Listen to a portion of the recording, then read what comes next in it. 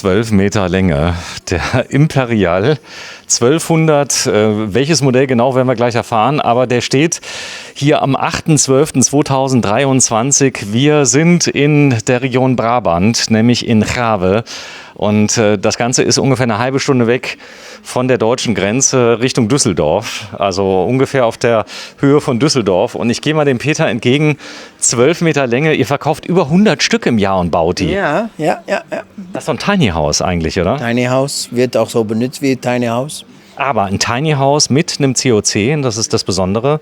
Ihr habt eine Konformitätserklärung für ganz Europa. Ja. Das Ding kann zugelassen werden. Du brauchst ein ganz normales Auto nur, weil der wiegt unter 3,5 Tonnen.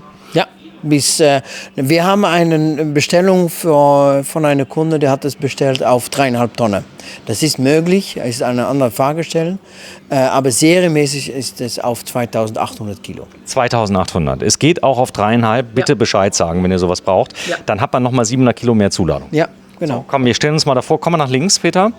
Dann, dass wir das nochmal sehen. Also wie lang das Fahrzeug ist, sieht man eigentlich erst, wenn man mal ein Stück weggeht. Das wird hier ein bisschen schwer, weil irgendwo ist immer irgendwas im Weg. Aber ich zeige euch mal, das ist das ist das Heck. Der Nachteil ist, es schwenkt ein bisschen aus, aber das hat man im Laufe der Jahre hinbekommen. Gab es schon mal einen Unfall mit dem Auto, dass die Leute dann doch einen PKW mitgenommen haben? Oder kannst du dich nicht daran erinnern? Sicherlich. Irgendwann mal. Passiert mal, ja. Ja, er ist sehr preiswert, aber wenn man das vergleicht mit einem Tiny House, also mit allen Möbeln, mit der Wohnfläche, also was haben wir denn für eine Wohnfläche? Lass mal rechnen. Wir haben 12 Meter Länge, wir haben eine Breite von 2,50 Meter, also ungefähr 25 Quadratmeter. Ja. So, und du stellst das Ding hin, hier ist alles drin. Heizung, Küche, Möbel, alles. Alles. Und gebaut für extreme Temperaturen. Und zum Beispiel, wir sind auch unterwegs in der Schweiz und da gibt es viele Kunden, die so ein Fahrzeug kaufen. Warum? Weil die hatten erst gedacht, ein Ferienhaus zu kaufen, aber da ist nicht zu kaufen. Baugenehmigung, ging nicht. Und Grundstück ist nicht zu kaufen. Und wenn du es kaufen kannst, dann sind die Genehmigungen ganz schwierig. Und dann sehen die den Preis für ein Kabe 130.000 Euro. Hey, im Vergleich mit Tiny House. Hey, kaufen wir sofort zwei. Ja. Gibt es Kunden, die auch mal zwei kaufen? Habt ihr sogar, nämlich ihr habt die ganz oft im Norden, wo es Firmen gibt, die im Wald zum Beispiel arbeiten, die benutzen das als Hotel. Als Hotel? Ja, also für die Mitarbeiter, dort gibt es nichts, es gibt keine Hotels und die müssen doch arbeiten, die müssen irgendwo schlafen, die müssen gut heizen können, weil dort oben in Norwegen oder Schweden, da kann es sehr kalt sein, minus 50 Grad kann sein und dafür ist es gebaut, man hat immer Komfort. Man könnte ja jetzt theoretisch noch eine Dieselheizung, man könnte so einen ganz großen Heizöltank daneben stellen, 1000 Liter, wie zu Hause. Nee, geht ja nicht, weil das flockt ja dann. Nee, war Spaß. Da musst du wieder alles umbauen. Also heizen kannst du hier mit Gasflaschen, 2 Stück? Elektro. Ja. Gas und Elektro, 3 kW. Hat man meistens Elektro, wenn man schon kein Hotelzimmer hat? Einen Stromanschluss kriegt man, oder? Also in Skandinavien ist Strom ganz billig. Das ist noch billiger als Wasser. Also am liebsten hat man Elektro. Aber bei uns, wir können Gas und Elektro auch benutzen. Ihr könnt mit 3 kW könnt ihr hier Elektro heizen. Und das ist bei der Wärmeisolierung bis, ich sag mal, minus 20 Grad kannst du sogar elektrisch heizen mit 3 kW. Weil wenn da mal warm ist, klar, kannst du die Tür nicht den ganzen Tag offen stehen lassen bei minus 20 Grad. Nein, da machst du alles zu natürlich. Ja. So, mach mal auf und dann sehen wir es. Das ist ein richtiges Tiny House. Und hier eine besondere Version. Das ist jetzt die Version für 2 Personen auf 12 Meter Länge. Die gleiche Version gibt es aber auch mit Stockbetten. Ja, also was wir gerade angesprochen haben mit diesen Firmen, die bestellen 4 Stockbetten und dann mit 3 Betten pro Stockbett. Hey, dann hast du ganz viel Platz, um zu schlafen, nicht zu leben. Aber wir sehen, dass die Privatkunden, die so ein Fahrzeug kaufen, die sind am meisten zu 2. Ich habe es jetzt nicht verstanden. Nochmal, es gibt 12 Betten in dem Auto. Ja. Nee. Ja. 12? Ja. Echt? Ja. Für 12 Personen? Also dann hast du hier keine Sitzgruppe, aber dann hast du Stockbetten auf linke Seite, rechte Seite und dahinter nochmals hast du 12 Betten. Echt? Kann man das mal filmen irgendwann mal? Weil das wäre doch ein Mega-Film. Ja, dann müssen wir nach Schweden fliegen. Nach Schweden fliegen. Es gibt den hier mit 12 Betten. Ja. Auch offiziell als Grundriss. Ja. Im Katalog. Ja. 12. Ja, das geht. Wir brauchen Platz und das haben wir. 12 haben wir nicht für 2 Personen. Eine Rundsitzgruppe, auf der man sich auch lümmeln kann. Das ist, glaube ich, hier das Ziel gewesen dieser Konstruktion. Und wir haben mal ein Video gemacht, da haben wir gesagt, Platz, der könnte der ganze Bundestag in Deutschland tagen. Ja, das ist ja meine Tafel. Ja, naja, die Tafel ist hier kleiner, weil der Greef hat es bestellt mit Säulenstativ. Vorteil ist, dass es dann, du bist flexibel, du kannst das hin und her schieben. Aber serienmäßig gibt es ein Fest und hast du auch eine große Tischplatte. Weil die Sitzgruppe ist groß, aber hier ist Also ganz ehrlich, wenn du mal den Tisch ganz rausziehst, zieh mal ganz raus, zu mir, mal komplett. Und jetzt gehe ich mal da rein und ich würde ihn sogar fast weglassen. Und wenn du ihn nämlich weglässt, dann hast du hier einen offenen Raum und den Tisch könntest du auch zu Hause lassen. Ja, ich bin so hin und her gerissen. Man muss ja auch irgendwo essen. Aber das Coole ist, das brauchst du gar nicht hier, weil... Ja, du hast nämlich noch einen zweiten Tisch, den gucken wir uns gleich mal an. Ja, schieb ihn nochmal zurück, bitte, sei so lieb. Lass mal sehen. Und der ist höhenabsenkbar. Und jetzt sind wir hier. Den könnte man auch theoretisch eine Nummer kleiner nehmen, so als Kaffeetischchen, so in der Mitte. Ein bisschen tiefer, oder? Würde auch noch gehen. Würde auch noch gehen. Ja. Aber das ist echtes Leder. Das ist, ja. Und was total krass ist, guck mal, jetzt gehst du hier hin und dann guckst du hier in diesen Raum rein. Und wir sind ja... Warte mal, ich muss das irgendwie mal hinkriegen, dass ich das... Nee, bleib ruhig da, wo du warst, Peter. Geh noch mal ein Stück vor, ja, und guck mal lieb in die Kamera fürs Startbild.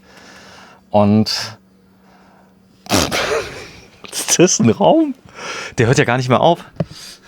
Ja, das ist groß genug. He? Der langste Wohnwagen der Welt. Ja, es gab ja natürlich irgendwo noch irgendeinen längeren, aber wir reden ja hier von einem Wohnwagen, der in der Stückzahl von bestimmt schon 1000 gebaut wurde, seitdem es den gibt, oder? Die haben wir schon lange. Früher war es Hacienda 1000, mittlerweile ist es Imperial 1000 und wir haben sicherlich mehr als 1000 gebaut. Denn zum Essen geht man nämlich hier hin. Das ist also, vorne wäre das Wohnzimmer, hier wäre das Esszimmer. Und hier kann man auch Hausaufgaben machen mit den Kindern und so. Ihr könnt auch spielen. Ja, hier kannst du in der Mitte kannst du schön kochen. Ihr könnt auch Fernsehen gucken an der Sache. Ja. Das, hier könnte auch einer drauf pennen. Also wenn du hier nämlich dich einfach quer hinlegst, da kannst du hier auf der Rückseite, wenn die Polster noch wegnimmst, kannst du dich komplett hinlegen. Natürlich, ganz großes Bett. So, und da könnten die Kinder drauf schlafen. Was ist denn das hier? Was kann man hier rausziehen? Oder ist das eine... Das ist ein Schleinholz für die Sitze. Ja. Also jetzt mache ich das mal rein und jetzt schiebe ich das nach vorne. Jetzt habe ich verstanden. Wenn du jetzt lange Beine hast, dann ist einmal die Sitzfläche wird angeneigt. Ja, und dann geht es, diese Rücklehne geht ein bisschen schräg und dann sitzt du mit mehr Komfort, noch mehr Komfort. So, schön, Peter. Ich zeig's mal. Peter hat nämlich 2 Kinder und da die Kinder nämlich ganz viel Energie von dir fressen, hat der Peter ab und zu mal ein bisschen mehr Schokolade gegessen. Ja, so ist das. Und Pommes, richtig? Heute nicht. Du hast Pommes. Ich habe Pommes gegessen, gell? Pommes gegessen, ich nicht. Und das Einzige, was ich euch nicht empfehlen kann, ist Pommes in der Fritteuse zu machen. Deswegen habe ich nämlich im Wohnmobil immer eine Heißluftfritteuse dabei. Die funktioniert nämlich ganz hervorragend zum Brötchen backen und so weiter. Kannst du alles mitmachen. Und die könnte ich hier hinstellen. Das wäre genau der Platz für die Heißluftfritteuse. Ja. Dann hast du ein Induktionskochfeld und ein Gaskochfeld. Und einen Backofen mit Heißluft. Mit Heißluft, Grill auch. Also du kannst hier alles machen. Sogar Povjetus. Nee, wie heißen die? Poffertjes, das geht auch noch. Ja. Genau.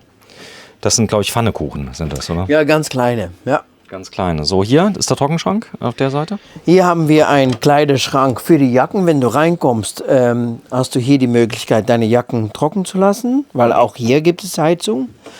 Und dann haben wir an der anderen Seite von dem Kühlschrank haben wir noch einen Schrank. Nummer 2. Ja. Okay, ich zähl mal durch. Nummer 3, 4, 5, 6. Gut, die Oberschränke, ja, könnte man jetzt auch alle zählen, aber dann wären wir bestimmt bei 50. Also 6 Schränke mit Türen habe ich jetzt schon mal gezählt, also die nicht von oben nach unten aufgehen. Aber da hast du jede Menge Oberschränke. Das ist Nummer 7. Das ist Nummer 8. Also hier sind jeweils Schränke dabei. Hier haben wir einen ganz großen Trockenschrank. Das ist der Trockenschrank mit der Heizung drunter. Ja. Stimmt, die habe ich eben gesagt. War ja auch eine dumme Frage, weil die Heizung hätte gar nicht drunter gepasst unter den anderen Schrank. Hätte ich ja drauf kommen können. Ja. So, das ist jetzt, glaube ich, Nummer 10, wenn ich nicht verzählt habe, an Schränken. Und jetzt ist auch gut. Ja. Ich glaube, die haben im Bad noch einen Schrank. Wir können ja mal schauen. Das ist ein großes Heckbad und ein Querbett. 12 Meter. Es ist immer wieder eine Show hier mit euch, mit diesem 12 Meter Wohnwagen. Da kann ich mich auch gar nicht dran gewöhnen. Und große Dusche, Echtglas. Dann eine Cinderella? Oder was habt ihr reingemacht? Nein, ganz normale Toilette von Tedford. Keine Cinderella dieses Mal. So, auf jeden Fall viel Platz. Ja. Das ganz normale Heckbad, also das, was wir auch kennen. Geh ruhig mal raus, Peter, dann filme ich einmal ganz viel Platz hier drin. Du kannst hier die Tür. Das Schloss ist neu? Oder war das schon immer? Nein, das haben wir schon lange gehabt, aber das funktioniert sehr gut. Schiebetür, bleibt gut dran und dann hier oben gibt es ein Schloss. So, kannst du einfach öffnen und zumachen. Hier übrigens nochmal ein nettes Detail sind diese Aluminiumleisten, die von oben nach unten gehen, durchgehen, die das Ganze so steif machen, dass sich die Tür eben nicht durchbiegt. Ja. Irgendwann mal. Typisch Kabel. Hast du denn hier noch Stauraum unter dem Bett? Ja, hast du auch. Nicht komplett, weil du siehst, dass hier auch einiges verbaut ist. Da musst du ein bisschen heruntergehen. Warte, mache ich. Oh, ich komme nicht hin, wenn du die Auflage noch ein bisschen bei mir wegmachst, Peter. Hier, guck mal hier, diese nette, den Überwurf. So, den machen wir weg. Und jetzt kann ich reinfilmen. Warte. Also, das ist der Stauraum unterm Bett. Du siehst, ganz hinten gibt es noch diese Grauwassertank, die nimmt ein bisschen Platz, aber du hast immer noch viel Möglichkeit, um Sachen zu verstauen. Sag mal, da könnte man doch den Tank erweitern. Also da ist noch so viel Platz drunter. Wenn jetzt einer sagt, ich hätte kein Frischwasser mehr, Frischwasser könnte man denivellieren. Natürlich. Hier haben wir Platz. Also bei Kabel haben wir ganz viele Sonderwünsche. Wir können viele Sachen ändern nach Wunsch von der Kunde. Und dabei sagen wir immer, wenn es technisch möglich ist, dann machen wir es. Und hier haben wir Platz genug für mehrere Tanks und größere Tanks. Das ist kein Problem. Das würde gehen. Ja. Also wenn einer sagt, ich will unbedingt einen 250 Liter Wassertank, der Platz wäre da. Da ist, ja. So, dann lass mal gucken. Also Schränke haben wir alle gesehen. Da ist der Staubsauger übrigens. Drunter, hinter dir. Guck mal. Mach mal an, dass wir mal hören. Das ist ziemlich laut. Ja, die hat man jetzt ausgemacht.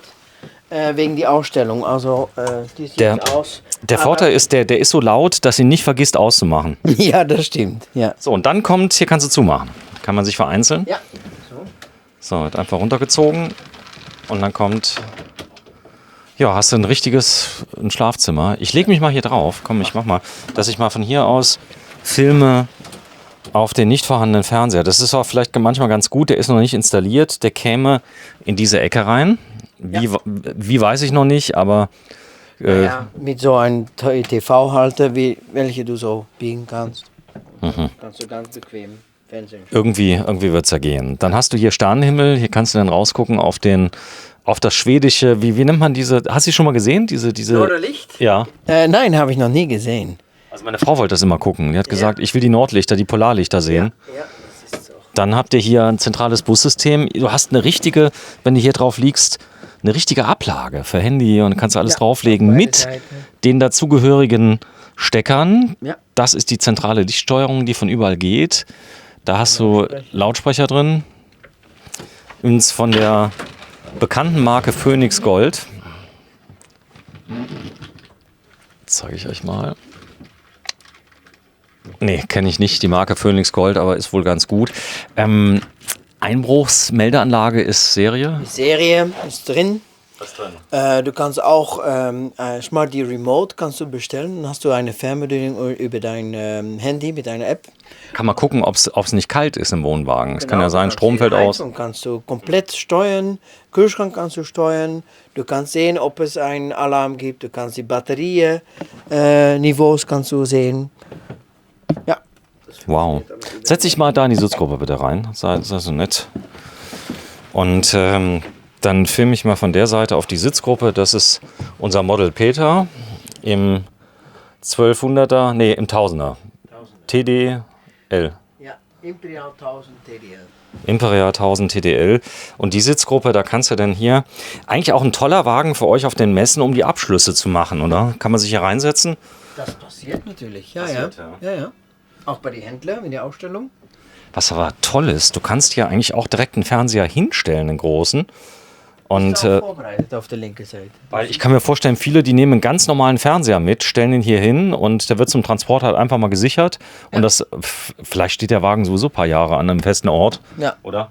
Naja, und so ein Wohnwagen wird natürlich nicht viel rundgezogen. Es gibt Leute, die ganz Europa durchziehen, aber die meisten... Bist du mal 2 Jahre da auf dem Platz, wenn du keinen Bock mehr hast, ziehst du woanders hin.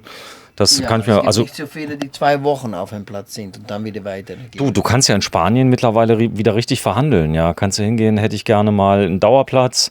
Dann gibt es ja auch so Firmen, den würde ich aber nicht wegziehen lassen. Ich würde den feststehen. Weil das wäre mir zu heiß, mit so einem Traktor den auf irgendeinen Platz schieben zu lassen, bei 12 Meter Länge. Ja. So, okay, jetzt sind wir hier. Okay, verstanden. Dann gehst du vorne hin. Dann hast du hier die Küche. Und also das ist mir jetzt klar. Das heißt, wenn du so einen langen Wohnwagen hast, dann willst du mehr Platz haben, dass du nicht immer in der gleichen Sitzgruppe sitzt, sondern du kannst dich bewegen. Flexibel. Hier kann mal einer Handarbeiten, hier kann er arbeiten, der andere kann Fernsehen gucken. Man kann sich ein bisschen aus dem Weg gehen, oder? Ja, und es gibt auch Kunden, die sagen, hey, ich habe kein Haus mehr und ich bin nur unterwegs mit diesen Imperial 1000. Ja, und wenn man das richtig rechnet, dann ist der geradezu günstig, der Wagen. Er hat eine komplette App-Steuerung auf Wunsch. Und das ist die Dometic Zentralsteuerung, Smart D. Ja. Auch mal kurz zeigen. Also da ist zum Beispiel Lichtsteuerung mit drin. Zeig mal die Klimaanlage. Ist eine drin, Klimaanlage? Eine drin. Das ist auch alles gespiegelt. Also alles, was drin ist, ist auch auf Smart D-Panel. Jetzt werde ich das einschalten. Das dauert ein bisschen. Da geht die Klimaanlage an. Dann geht die Klimaanlage an. Steht Demo-Mode drauf, hast du gesehen? Ja, genau. War das gleiche mit dem Staubsaugersystem. Jetzt bin ich mir gespannt. Das gleiche für den Kühlschrank. Ja. Komm, wir gehen schnell raus, bevor einer merkt, dass wir alles verstellt haben. Dann, wahrscheinlich wird jetzt hier einer die nächsten 2 Tage erstmal aufräumen, nachdem wir hier gedreht haben. Wir sind bei Cabe in Greve, bei De Greef. Und De Greef Caravaning, einer deiner erfolgreichsten Kunden, muss man schon sagen, in Europa. Also die haben sich komplett auf Cabe eingelassen. Ja, also bei Cabe haben wir, kann ich sagen, sehr gute Händler und De Greef ist einer davon. Aber De Greef ist der einzige in meinen Märkten, die sich komplett spezialisiert hat auf Cabe. Die anderen Händler haben mehrere Marken. Das stimmt. Also die Ausstellung ist wirklich sehr sehenswert. Wir gehen jetzt mal zu den teilintegrierten 3 Stück haben wir noch vor uns, dann haben wir es für heute gepackt. Ja. Wir waren fleißig heute. Wir haben insgesamt Gas gegeben, einen großen Rundgang im Wohnwagen gemacht und gehen jetzt mal zu den Teilintegrierten. Die haben eine absolute Daseinsberechtigung, weil sie nämlich was Besonderes haben. Alle Teilintegrierten haben 2,50 Meter breit oder gibt es sie auch schmaler? Teilintegriert ist 2,50 Meter immer, außer der Novum. Novum ist auch teilintegriert, aber bis 3,5 Tonnen möglich oder 4.250. Und dann ist er ein bisschen schmaler, dann sind wir auch bei 2,40 Meter. Er hat kein Novum hier, oder? Die sind alle... Nein, der Novum ist weg, der ist verkauft, ja. Puff, weg. Naja, das kann schnell gehen. Kann passieren. So, da sind wir. Den werden wir gleich mal filmen. Bleibt dran. Vielen Dank fürs Einschalten. Tschüss, Peter. 8.12.23 aus Grave. Tschüss. Danke, tschüss.